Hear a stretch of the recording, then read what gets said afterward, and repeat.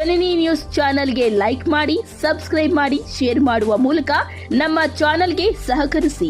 ಹೆಚ್ಚಿನ ಮಾಹಿತಿಗಾಗಿ ಸಂಪರ್ಕಿಸಿ ಹರಿಚಿನ್. ಸಾಹೇಬರು ಸರ್ಕಾರಕ್ಕೆ ತಲುಪಿಸಿ ನಮ್ಮ ನ್ಯಾಯಯುತ ಬೇಡಿಕೆಗಳು ಈಡೇರುವವರೆಗೂ ನಾವು ಈ ಒಂದು ಪ್ರತಿಭಟನೆಯನ್ನ ಕೈಬಿಡುವುದಿಲ್ಲ ಸರ್. ಮಾನ್ಯ ಸಚಿವರು 10ನೇ ತಾರೀಕು ಸಭೆಯನ್ನ ನಿಗದಿಪಡಿಸಿದ್ದಾರೆ.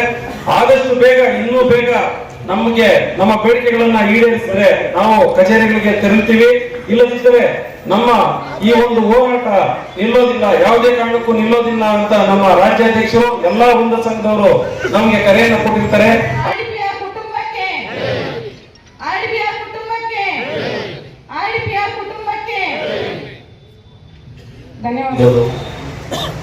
ಒಂದು ದಿನ ಏನಾದ್ರು ಕೆಲಸ ಮಾಡಿಲ್ಲ ಅಂತಂದ್ರೆ ಸಾರ್ವಜನಿಕರಿಗೆ ಇಷ್ಟೆಲ್ಲ ಕಷ್ಟಗಳಾಗ್ತವೆ, ಏನು ಕೂಡ ನಡೆಯೋದಿಲ್ಲ. ಸೇವೆಗಳಂದ್ರೆ ಆರ್ಡಿಪಿಆರ್ ಅಂದ್ರೆ ಸೇವೆಗಳು ಅನ್ನೋದು ನಾವೀಗ ಎಲ್ಲರ ಮನೆ ಮಾತಾಡ್ತೀವಿ.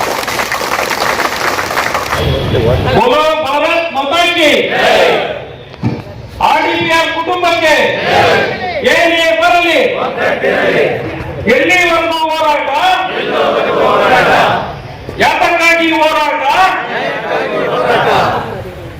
ಸ್ನೇಹಿತರೆ, ಈ ದಿನ ಎಲ್ಲಾ ಒಂದು ಸಂಘದ ಅಧ್ಯಕ್ಷರುಗಳು, ಎಲ್ಲಾ ಗ್ರಾಮ ಪಂಚಾಯಿತಿ ಸಿಬ್ಬಂದಿ ವರ್ಗದವರು, ಅಧಿಕಾರಿ ವರ್ಗದವರು ಎಲ್ಲರೂ ಸೇರಿ ನಾವು ಈ ದಿನ ಎಲ್ಲಾ ಜಿಲ್ಲಾ ಪಂಚಾಯಿತಿಗಳ ಹತ್ರ ಅನಿರ್ದಿಷ್ಟಾವಧಿ ಪ್ರತಿಭಟನಾ ಕಾರ್ಯಕ್ರಮವನ್ನ ಹಮ್ಮಿಕೊಂಡಿರ್ತೀವಿ.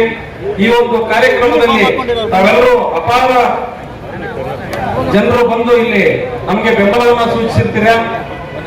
ಈ ಒಂದು ಕಾರ್ಯಕ್ರಮಕ್ಕೆ ಬಂದಿರತಕ್ಕಂಥ ಎಲ್ಲರಿಗೂ ನಾವು ಧನ್ಯವಾದಗಳನ್ನು ಹೇಳ್ತಾ ಮಾನ್ಯ ಸಾಹೇಬರಿಗೆ ಮನವಿಯನ್ನ ಸಲ್ಲಿಸ್ತಾ ಇದ್ದೀವಿ. ಈ ಒಂದು ಮನವಿಯನ್ನ ಸಾಹೇಬರು ಸರ್ಕಾರಕ್ಕೆ ತಲುಪಿಸಿ ನಮ್ಮ ನ್ಯಾಯಯುತ ಬೇಡಿಕೆಗಳು ಈಡೇರುವವರೆಗೂ ನಾವು ಈ ಒಂದು ಪ್ರತಿಭಟನೆಯನ್ನ ಕೈಬಿಡುವುದಿಲ್ಲ ಸರ್. ಮಾನ್ಯ ಸಚಿವರು 10ನೇ ತಾರೀಕು ಸಭೆಯನ್ನ ನಿಗದಿಪಡಿಸಿದ್ದಾರೆ. ಆದಷ್ಟು ಬೇಗ, ಇನ್ನೂ ಬೇಗ ನಮಗೆ ನಮ್ಮ ಬೇಡಿಕೆಗಳನ್ನ ಈಡೇರಿಸಿದರೆ ನಾವು ಕಚೇರಿಗಳಿಗೆ ತೆರಳುತ್ತೀವಿ.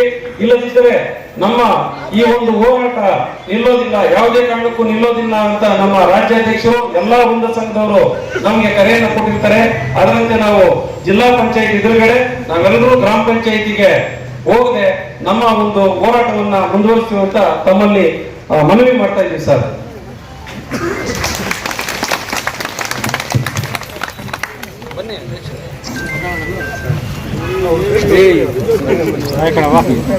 ಹಿಂದೆ ಬರ ನೋಡಿದ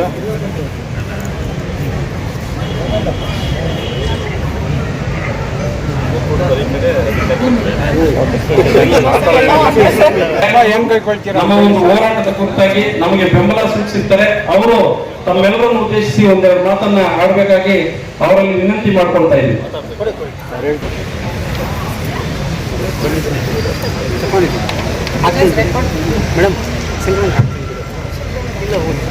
ಸನ್ಮಾನ್ಯರೇ,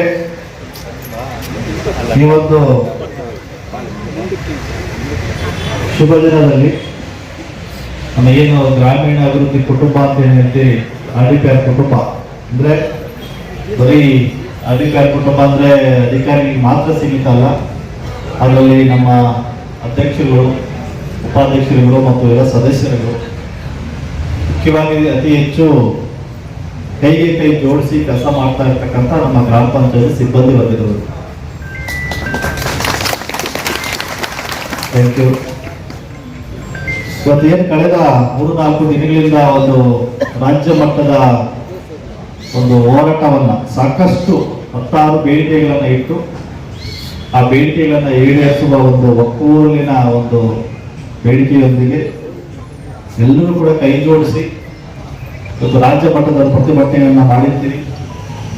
ರಾಜ್ಯ ಮಟ್ಟ ಪ್ರತಿಭಟನೆ 2-3 ದಿನಗಳ ತುಂಬಾ ಸಕ್ಸಸ್ ಆಗಿದೆ ಅಂತ ಹೇಳಕ್ಕೆ ನಾನು ಇಷ್ಟಪಡ್ತೀನಿ.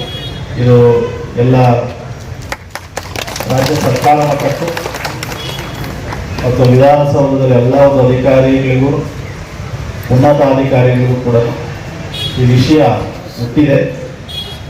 ಇದ್ರ ಮೇಲೆ ಸಾಕಷ್ಟು ಚರ್ಚೆಗಳಾಗ್ತಾ ಇದ್ದಾವೆ. ಮುಂದುವರಿದು ಈ ಒಂದು ಪ್ರತಿಭಟನೆ ಇನ್ನೂ ಸಹಕಾರ ಆಗಬೇಕು ಅಂತಂದ್ಬಿಟ್ಟು ಜಿಲ್ಲಾ ಪಂಚಾಯತಿ ಎಲ್ಲ ಜಿಲ್ಲೆಗಳಲ್ಲೂ ಕೂಡ ನಾವು ತಂದುಕೊಂಡಿದ್ದೀವಿ. ಈಗ ನಾನು ಮನವಿಯನ್ನ ಸ್ವೀಕರಿಸ್ಕೊಂಡಿದ್ದೀನಿ. ಈ ಒಂದು ಮನವಿಯನ್ನ ನಾವು ಸರ್ಕಾರಕ್ಕೆ ಕಳಿಸ್ಕೊಡ್ತಕ್ಕಂಥ ಕೆಲಸ ಕೂಡ ನಾವು ಮಾಡ್ತೀವಿ. ಮುಂದುವರೆದು ನಾವು ಬೆಳಗ್ಗೆಯಿಂದ ಸುಮಾರು ಒಂದು 10 ಫೋನ್ ಕಾಲ್ಸ್ ಬರ್ತಾ ಇತ್ತು.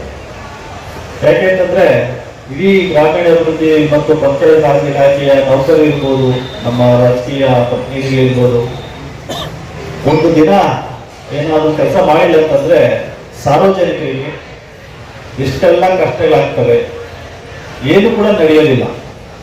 ಸೇವೆಗಳಂದ್ರೆ RDPR ಅಂದ್ರೆ ಸೇವೆಗಳು ಅನ್ನೋದು ನಾವೀಗ ಎಲ್ಲರ ಮನೆ ಮಾತಾಡಿದ್ವಿ.